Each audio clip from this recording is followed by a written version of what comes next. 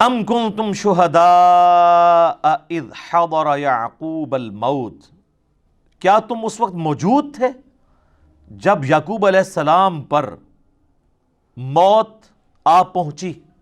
یہ یہودیوں کو بیسیکلی ٹونٹ کیا جا رہا ہے، کیونکہ یہودی کہتے تھے نا یہودی ہو جاؤ تو کامیاب ہو جائیں گے.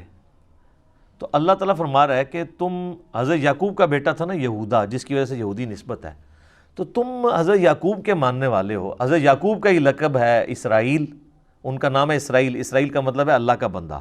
تو اسرائیل نام سے ہمیں کوئی چڑ نہیں ہے، اسرائیل ملک بھی ہے نا. تو اب قرآن کی سورت بھی ہے، سورہ بنی اسرائیل آئے جو سورت نمبر 17 ہے، اس کا نام سورۃ الاسراء بھی ہے. تو اللہ تعالیٰ ہمارے یہودیوں، کیا تم اس وقت وہاں موجود تھے جب یعقوب علیہ السلام کی موت کا وقت قریب تھا؟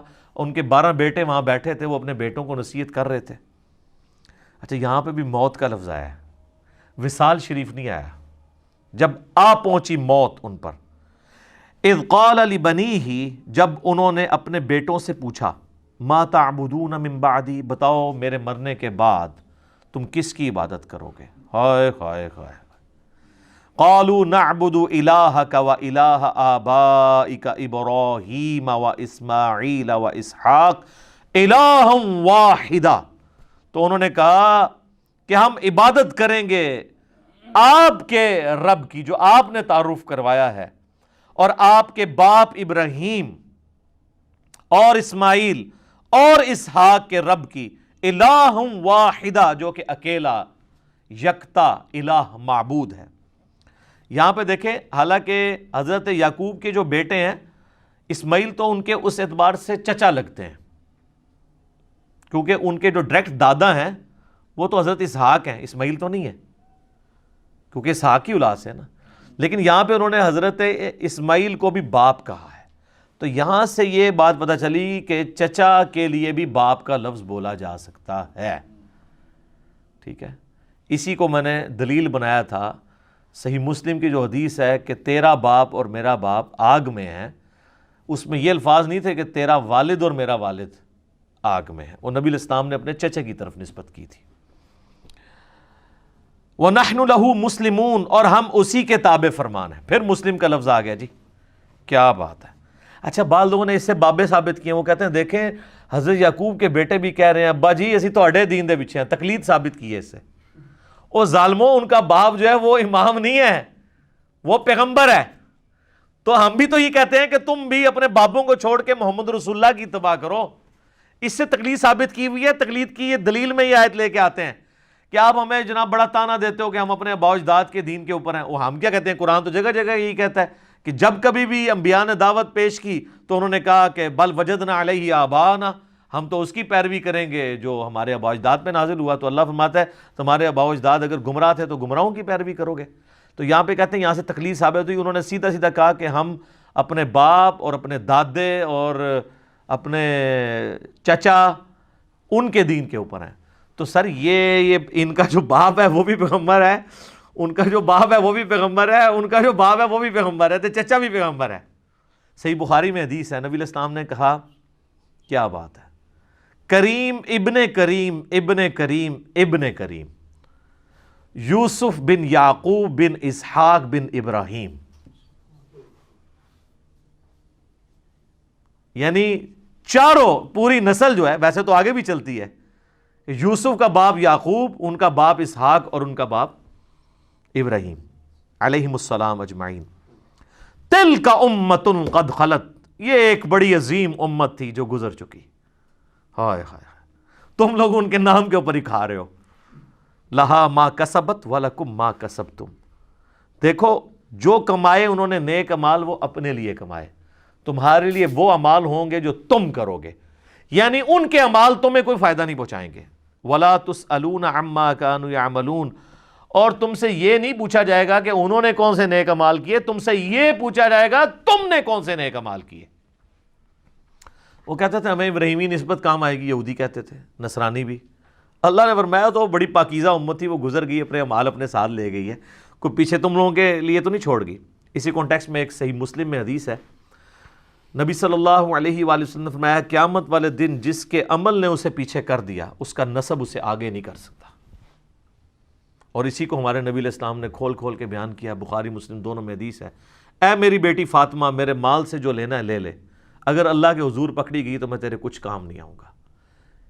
پھر صرف اپنی بیٹی فاطمہ کو نہیں کہا، بخاری مسلم میں الفاظ ہیں، اے میرے چچا عباس میرے مال سے کچھ لینا ہے تو میں تجھے دے دوں گا، اللہ کے حضور پکڑا گیا تو میں کچھ کام نہیں آؤں گا۔ اے میری پھپھی صفیہ تو نے میرے مال سے کچھ لینا ہے تو مجھ سے لے لے، اللہ کے حضور پکڑی گئی تو میں تیرے کچھ کام نہیں آؤں گا۔ تو یہاں پہ نیک اعمال مراد ہیں، ادھر برے اعمال مراد نہیں۔ یہ بعض لوگ کہتے ہیں نا مشاجرات صحابہ ڈسکس نہیں کرنے چاہیے، جو فوت ہو چکے وہ اپنے اعمال لے گئے، تو اس میں یہ آیت پیش کرتے ہیں۔ یہ آیت 2 دفعہ آئے گی، ایک یہ آئی ہے آیت نمبر 134 سورۃ البقرہ کی، اور 141 بھی یہی ریپیٹ ہوگی، پارہ نمبر 1 کی آخری آیت۔ تو اس میں میرا یوٹیوب پہ سوال بھی ہے، کیا قیامت الدن کربلا کے بارے میں سوال ہوگا؟ تو میں نے اس میں بھی بتایا تھا کہ یہاں پہ نیک اعمال کا ذکر ہے، اگر یہاں پہ برے اعمال کا ذکر ہوتا نا تو وہ لاجیکلی ہو نہیں سکتا تھا، اس لیے کہ پورا قرآن بھرا ہوا ہے اس چیز سے کہ جو لوگ پہلے گزر چکے ہیں، جو آگے گزر چکے، انہوں نے جو برے اعمال کیے اللہ نے ان کو کرٹیسائز کیا۔ خود جو برادران یوسف ہیں وہ کیا مر نہیں چکے تھے؟ برادران یوسف تو وہ صحابی ہیں کہ اس طرح کے تو ہمارے نبی علیہ السلام کے صحابہ بھی نہیں ہیں، کیونکہ برادران یوسف جو ہیں وہ 2 طرف سے صحابی ہیں، ان کے بھائی بھی پیغمبر ہیں اور باپ بھی پیغمبر ہیں، اور تیسری نسبت دادا بھی پیغمبر، اور چوتھی نسبت پردادا بھی پیغمبر، ایڈے تگڑے صحابہ ہیں، اور مسلمان بھی ہیں، کافر نہیں ہیں۔ اللہ نے ان کی غلطیاں بیان کی ہیں۔ تو قرآن مرے ہوئوں کی غلطیاں بیان کرتا ہے، غلطی بیان کرنا اور چیز ہے، یہاں پہ بیان ہو رہا ہے کہ ان کے اچھے اعمال وہ ان کے ساتھ ہیں، تمہیں ان کے اچھے اعمال کا فائدہ نہیں ہونا، ان کے اچھے اعمال کا فائدہ انہیں۔ اگر یہاں برے اعمال کا ذکر ہوتا تو عربی کا قاعدہ یہ ہے کہ یہاں پہ آتا تلک امۃ قد خلت علیہا ما کسبت، انہی پر وبال ہوگا ان کے برے اعمال کا۔ یہاں پہ الفاظ ہے لہا ما کسبت وَلَكُمْ مَا كَسَبْتُمْ، یہاں پہ لفظ ہوتا ہے وَعَلَيْكُمْ مَا كَسَبْتُمْ، اور تمہارے کا وبال تم پر ہوگا۔ تو یہ عربی لنگوسٹک کے اعتبار سے بھی سپورٹیو نہیں ہے چیز۔ یہ میں نے ایک وسوسہ جو ہے وہ ٹیکل کر دیا ہے۔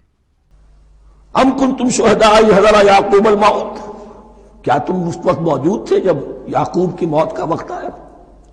جب آدم کی یعقوب پر موت، یہ لفظی ترجمہ ہوگا، اذ حضر یعقوب الموت اذ قال لبنیہ ما تعبدون من بعدی، حضرت یعقوب نے اپنے سارے بیٹوں کو جمع کیا، 12 کے 12، اور مصر میں پہنچ چکے تھے یہ حضرت یوسف علیہ السلام کے ذریعے سے، جو سورہ یوسف میں ساری کہانی آئے گی، وہاں انتقال ہوا۔ تو انہوں نے اپنے بیٹوں کو جمع کیا، اذ قال لبنیہ ما تعبدون من بعدی، میرے بعد تم کس کی پوجا کرو گے، کس کی پرستش کرو گے؟ یہ بات نہیں تھی کہ انہیں معلوم نہیں تھا، لیکن یہ کہ ایک میثاق، قول و قرار اور پختہ کرنے کے لیے۔ قالوا نعبد الہک و الہ آبائک ابراہیم و اسماعیل و اسحاق، انہوں نے کہا کہ ہم پوجیں گے، بندگی کریں گے، پرستش کریں گے آپ کے معبود کی اور آپ کے آبا ابراہیم، اسماعیل اور اسحاق کے معبود کی، اور یہ کوئی مختلف معبود نہیں ہے، الہ واحدہ، وہ تو ایک ہی الہ ہے۔ وَنَحْنُ لَهُ مُسْلِمُونَ، ہم اس کے لیے، اس کے سامنے سر جھکاتے ہیں، اسی کی فرما برداری کا اقرار کرتے ہیں۔ تِلْكَ أُمَّةٌ قَدْ خَلَتْ، یہ آیت 2 مرتبہ آئے گی اسی رکوع میں۔